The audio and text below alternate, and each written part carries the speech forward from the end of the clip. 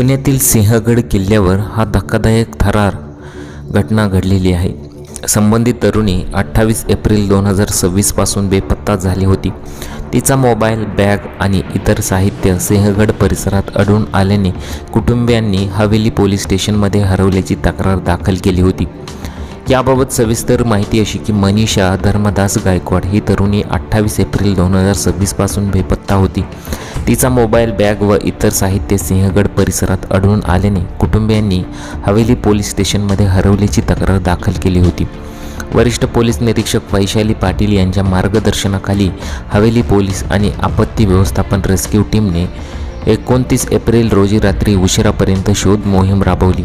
मात्र अंधार आणि प्रतिकूल परिस्थितीमुळे कोणताही ठोस पुरावा मिळाला नाही।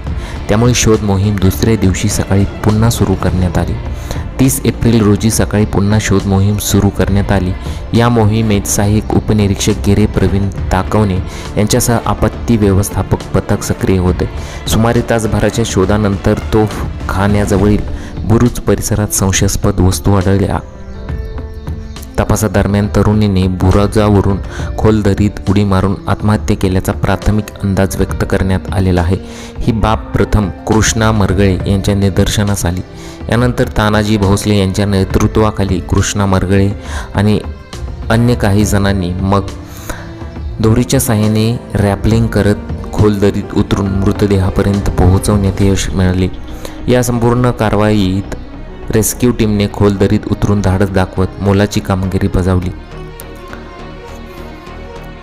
परंतु मग तिने असं का केलं? तिने आपली जीवनयात्रा का संपवली?